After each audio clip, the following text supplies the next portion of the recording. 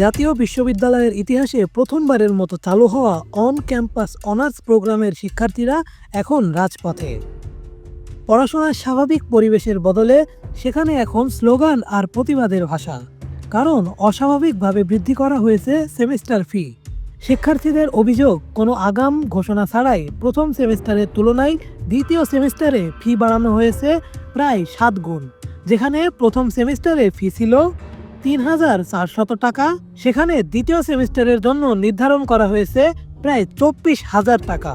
হঠাৎ এই বিশাল অঙ্কের ফি দিতে গিয়ে দিশেহারা মধ্যবিত্ত ও নিম্নবিত্ত পরিবার থেকে আসা শিক্ষার্থীরা। আন্দোলনরত শিক্ষার্থীদের দাবি, ভর্তির সময় তাদের জানানো হয়েছিল এটি অন্যান্য পাবলিক বিশ্ববিদ্যালয়ের মতোই পরিচালিত হবে। কিন্তু এখন বাজেটের সংকটের অজুহাত দিয়ে শিক্ষার্থীদের ওপর এই বাড়তি খরচের বোঝা চাপিয়ে দিচ্ছে প্রশাসন।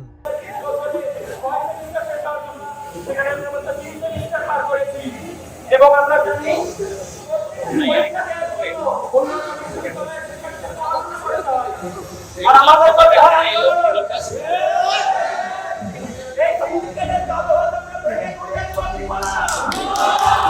তারা বলছেন এই ফি সর্বোচ্চ ৭,৭০০ টাকার মধ্যে রাখা হোক।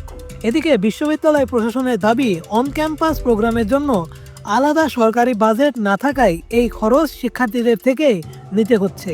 যদিও শিক্ষার্থীদের পক্ষে ১২,০০০ টাকার একটি প্রস্তাব প্রত্যাখ্যান করা হয়েছে, কারণ সেটিও সাধারণ শিক্ষার্থীদের সাধ্যের বাইরে। বর্তমানে 4টি বিভাগের প্রায় 450 শিক্ষার্থী এই আন্দোলনে সংহতি জানিয়ে ক্লাস ও পরীক্ষা বর্জন করেছেন। দাবি আদায় না হওয়া পর্যন্ত এই বিক্ষোভ কর্মসূচি চালিয়ে যাওয়ার হুঁশিয়ারি দিয়েছেন তারা।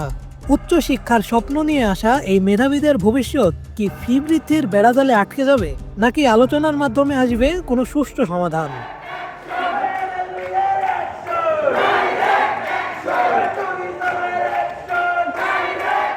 Desk report, Bengal press.